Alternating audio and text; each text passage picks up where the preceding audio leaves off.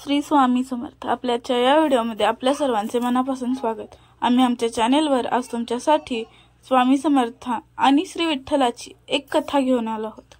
पण ती कथा सुरू करण्या अगोदर तुम्ही जर आमच्या चॅनेलवर नवीन असाल तर चॅनेलला सबस्क्राइब करायला विसरू नका.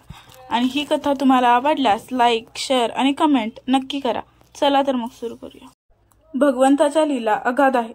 त्यात श्री स्वामी समर्थ या अद्भुत अवतारानं सर्व चराचरात आपल्या कृपेचा स्पर्श केला.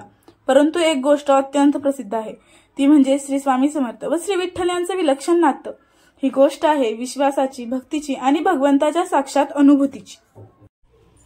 एकदा अक्कलकोटात श्री स्वामी समर्थांचा दरबार नेहमीप्रमाणे भरला होता. भक्तांच्या ओळी लागलेल्या होत्या. दूर दूरवरून भक्तजन स्वामींच्या चरणी येत होते. कोणी दुःख घेऊन, कोणी आनंदाने, कोणी प्रश्न घेऊन, तर कोणी नुसत्या भेटीसाठी.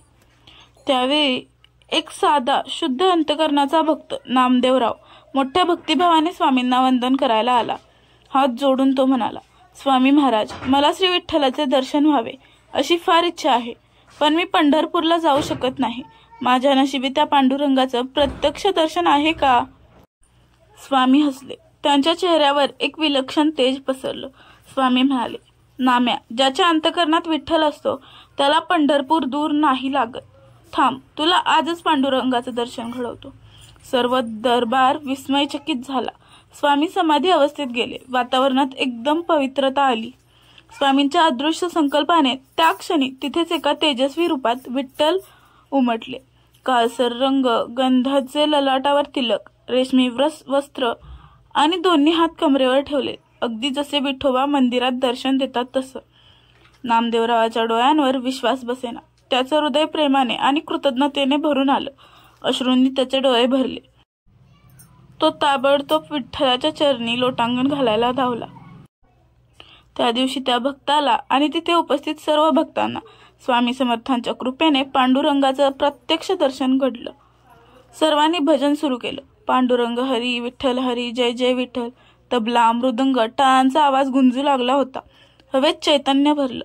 स्वामी समर्थांच्या डोळ्यात प्रेम होतं, करुणा होती. त्यांनी प्रेमाने सर्वांना सांगितलं, भक्तांनो, भक्ती म्हणजे फक्त गोड शब्द नव्हे. भक्ती म्हणजे मनापासूनची आर्तता.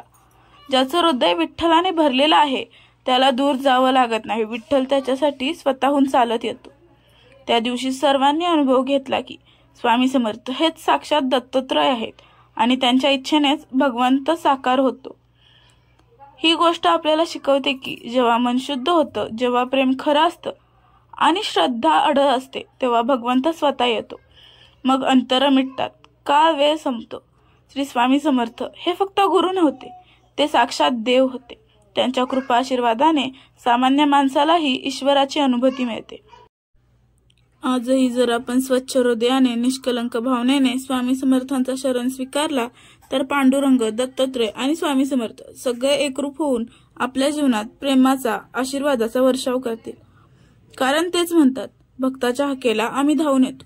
श्रद्धा असो, भक्ती असो, आमचं रूप सर्वत्र अनुभवता येईल. याच सोबत आपण दुसरी एक कथा पाहू. ती म्हणजे श्री स्वामी समर्थ आणि विठ्ठल भक्त बंडोपंत यांची.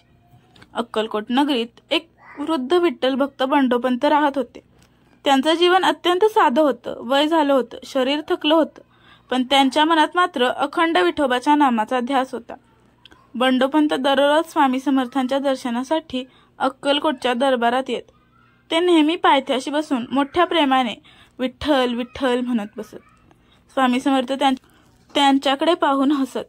बंडोपंत फारशा मागण्या करत नसत. त्यांना काही हवंही नव्हतं. फक्त त्यांना आपल्या विठोबाचं प्रत्यक्ष दर्शन घडावं, ही एकच तळमळ होती. एके दिवशी दरबारात स्वामी अचानक गंभीर झाले. त्यांनी बंडोपंताला हाताने जवळ बोलावलं. ते म्हणाले, बंडोपंता, तू विठोबाला का पुकारतोस? बंडोपंताने नतमस्तक होऊन उत्तर दिलं, स्वामी, मला माझी माऊली विठोबा पाहायचा आहे.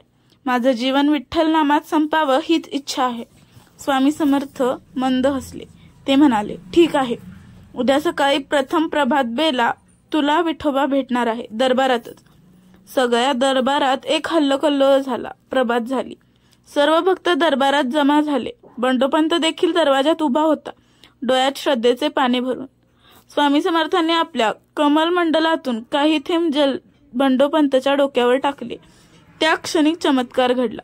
संपूर्ण दरबार तेजाने न्हाला आणि सर्वांच्या समोर एक दिव्य रूपात विठ्ठल महाराज स्वतः प्रकट झाले। कमरपट्टा बांधलेला विठोबा, गळ्यात मोत्यांची माळ, डावीकडे रुखमाईचा हलकासा प्रकाश होता। हात कमरेवर ठेवलेले विठ्ठल अगदी जसे पंढरपुरात असतात तसे। बंडोपंत बघतच राहिले। त्यांच्या डोळ्यातून अश्रूंचे ओघळ वाहू लागले।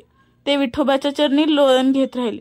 स्वामी समर्थांनी प्रेमाने बघितलं आणि म्हणाले, बंडोपंता, तुझ्या अखंड निष्ठेमुळे विठोबा स्वतः तुला दर्शन देण्यासाठी आले आहेत। तुझं जीवन धन्य झालं। तेव्हा विठोबा मंद स्मित करत बंडोपंताला वरद हस्त दिला आणि दिव्य तेजात विलीन झाले। त्या दिवसानंतर बंडोपंत अखंड विठ्ठल नामात रंगून गेले। त्यांना देहभानच उरलं नाही।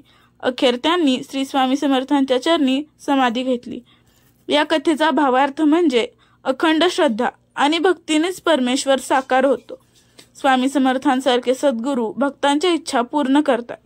भक्तीला वय, शरीर, दूचा प्रवास लागत नाही, लागते ती फक्त निर्मळ श्रद्धा। ही कथा तुम्हाला आवडल्यास लाईक, शेअर आणि सबस्क्राईब नक्की करा। स्वामी महाराजांची कृपा आपल्यावर सदैव राहो। श्री स्वामी समर्थ।